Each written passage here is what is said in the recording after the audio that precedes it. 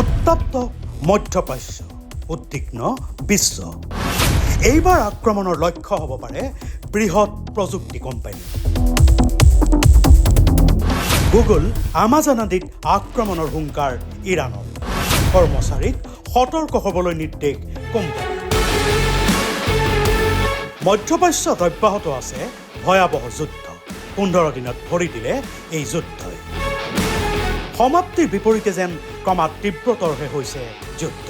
ইয়াৰ মাজতে এইবাৰ এই যুদ্ধৰ প্ৰভাৱ পৰিব পাৰে বিশ্বৰ একাংশ বৃহৎ প্ৰযুক্তি কোম্পানী। কিয়নো গুগল, আমাজন, মাইক্ৰছফ্ট আদিৰ দৰে আমেৰিকাৰ একাংশ বৃহৎ প্ৰযুক্তি আৰু ই-কমাৰ্চ কোম্পানীৰ কাৰ্যালয়ত আক্ৰমণৰ হুংকাৰ দিছে ইৰাণে।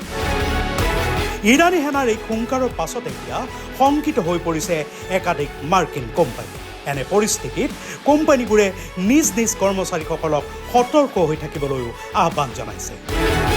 ইৰাণৰ এক সংবাদ এজেন্সি তাছনিম নিউজে প্ৰকাশ কৰা বাতৰিত কোৱা হৈছে যে পশ্চিম এছিয়াৰ দেশবোৰত থকা একাংশ মাৰ্কিন প্ৰযুক্তি কোম্পানীৰ কাৰ্যালয়ক আক্ৰমণৰ টাৰ্গেট লিষ্টত অন্তৰ্ভুক্ত কৰিছে। এই তালিকাত আছে Google, Amazon, Microsoft, Nvidia, IBM, Oracle, Palantir টেকনলজিৰ দৰে বৃহৎ কোম্পানী। ইৰাণৰ অভিযোগ অনুসৰি আমেৰিকা, ইজৰাইলৰ সামৰিক ব্যৱস্থাৰ সৈতে এই কোম্পানীবোৰ পৰোক্ষভাৱে জড়িত। সেয়ে যুদ্ধৰ পৰিস্থিতিত এই কোম্পানীবোৰক টাৰ্গেট কৰাৰ সিদ্ধান্ত লোৱা হৈছে। উল্লেখযোগ্য যে বৰ্তমান পশ্চিম এছিয়াৰ বিভিন্ন দেশত এই কোম্পানীবোৰৰ গুৰুত্বপূৰ্ণ কাৰ্যালয় আৰু ডাটা চেণ্টাৰ আছে। ডুবাই আৰু কাটাৰত আছে গুগলৰ কাৰ্যালয়। মাইক্ৰছফ্টৰ আঞ্চলিক সদৰ দপ্তৰ আৰু ক্লাউড সেৱাৰ কাৰ্যালয়ো আছে এইবোৰ দেশত।